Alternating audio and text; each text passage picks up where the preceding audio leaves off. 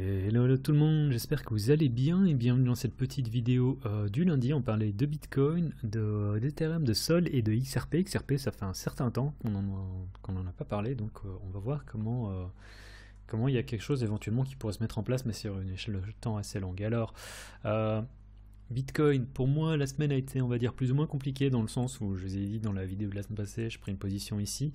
J'ai repris une position là. On était pile poil sur le niveau, je me dis ah trop bien. On a continué à dumper, j'ai rajouté la position, je fais sortir ici, comme un gros caca. Donc je suis pas trop content dans le sens où j'avais également un trade sur Sol. Je vous avais dit Sol, j'ai acheté blindly ici, bam, je me suis fait sortir direct.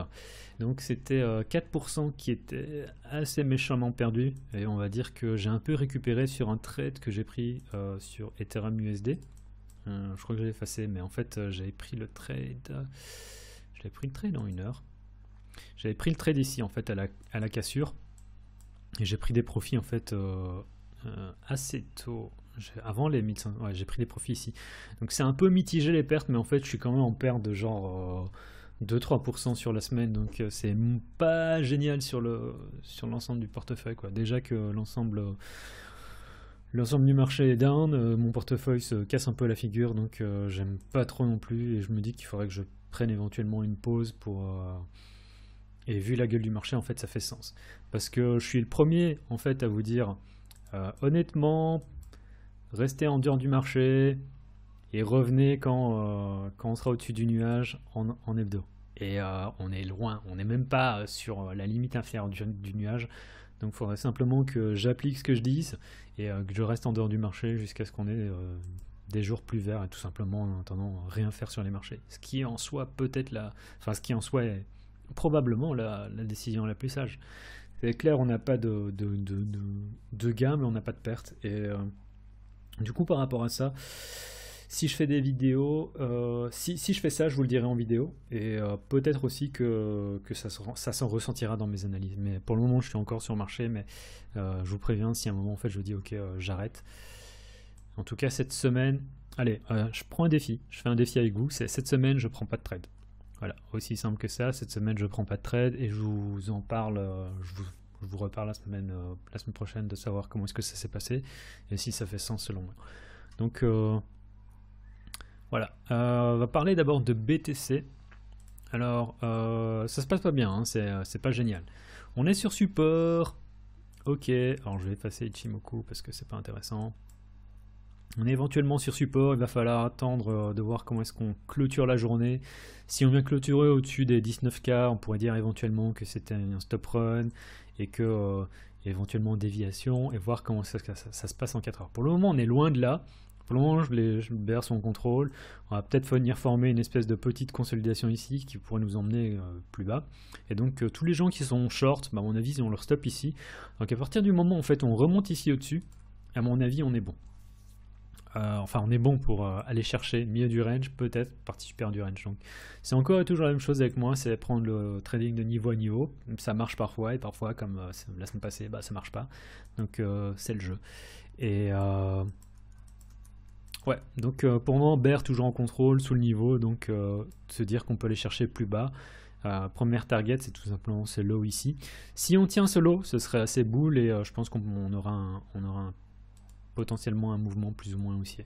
Après, à voir quoi. Toujours à voir parce que c'est compliqué. Si maintenant on repasse au-dessus des 20 400, je me sentirais mieux dans le sens où c'était la petite consolidation qui a donné lieu à ce qu'on appelle... certains appellent ça manipulation, enfin j'appelle ça un dump, en fait, avant la remontée. Donc en toute logique, pour moi, ça c'était également censé faire une zone de défense. Et si on arrive à remonter ici au-dessus, normalement cette zone de défense devrait encore agir, même si bon, elle n'a pas trop agi la dernière fois, mais à partir du moment où on a fait un fake out, deuxième fake out, on se dit qu'il n'y aura pas de troisième fake out et viser milieu du range et partie supérieure du range. Donc ça c'est si et seulement si. La deuxième possibilité c'est si on vient former encore déviation, on vient former petite consolidation et on casse la petite consolidation à la hausse. À partir de ce moment là on peut penser à acheter ça ici, un retest pour aller chercher mid range et high range. Donc c'est deux positions possibles en log, mais la première condition c'est qu'on vienne casser les 20 400 et la deuxième c'est la deuxième possibilité en fait c'est que on vienne former, déjà qu'on récupère l'intérieur du range, qu'on vienne former une petite consolidation, qu'on a une cassure, et dans ce cas-là on achète en fait un retest.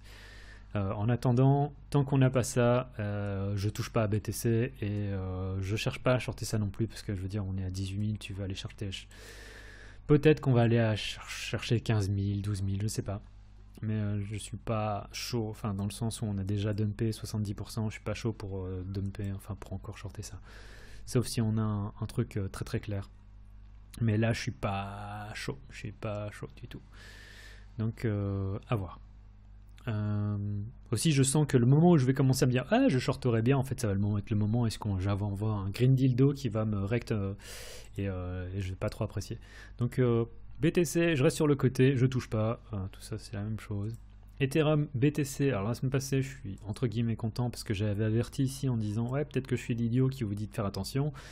J'étais à moitié un idiot parce qu'on a eu un dernier rebond, mais ensuite on a eu un dump et on a fait je crois 20% de dump, donc c'était assez méchant quoi. 15% sur 16% sur Ethereum BTC et là je suis pas chaud. Déjà parce que si on regarde, on est à nouveau dans le nuage, c'est la deuxième fois qu'on fait une incursion dans le nuage et il y a des chances pour que en fait ici on fasse consolidation, dump, consolidation et en fait qu'on vienne consolider entre les 66 et les 56 avec la possibilité éventuellement aussi de dumper sa mère. Donc moi Ethereum je touche pas, c'est comme BTC, je touche pas.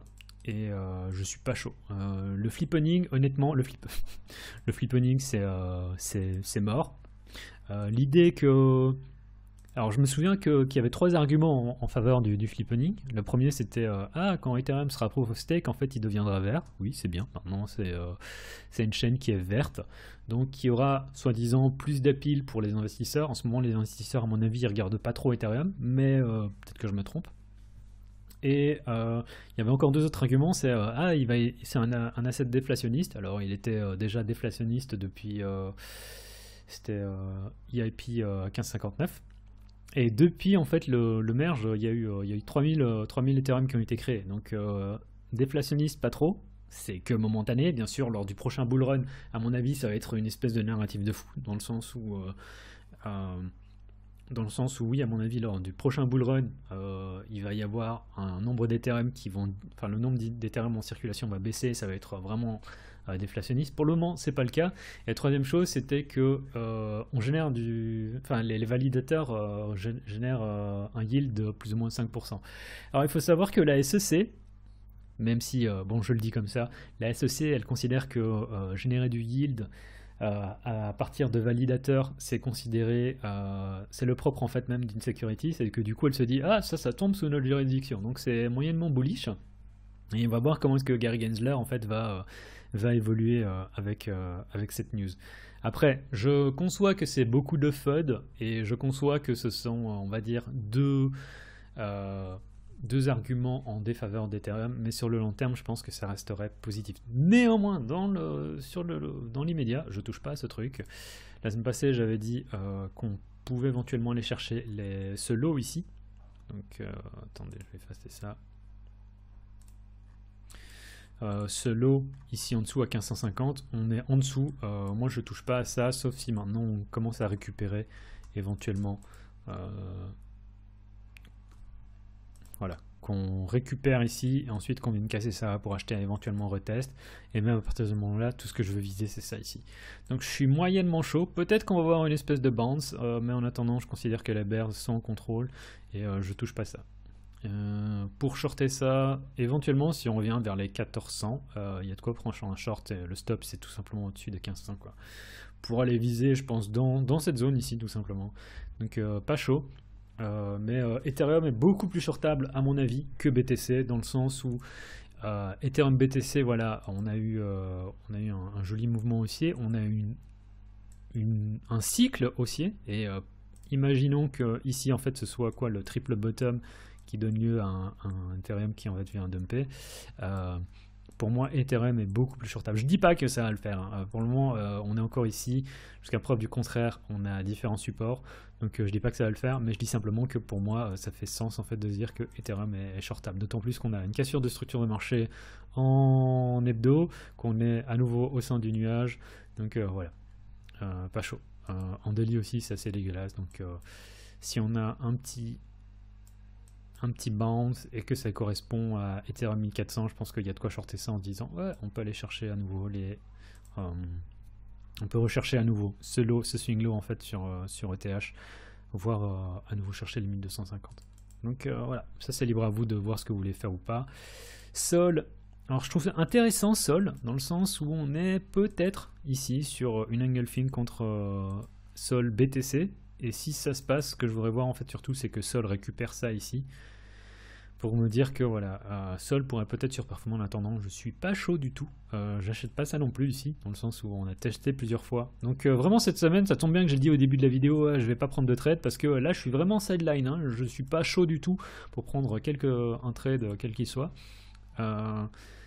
Et Sol éventuellement, si on récupère l'intérieur, il y a de quoi éventuellement prendre un trade. Allez, je vais pas trop déconnant. Ça c'est le stop, vous devez le mettre assez clairement ici en dessous. Vous voulez pas être le gars qui garde un trade. Vous mettez vraiment votre stop ici en dessous des 30 $. Vous voulez pas être le gars qui veut garder une position. Ouais, je sais pas, c'est compliqué.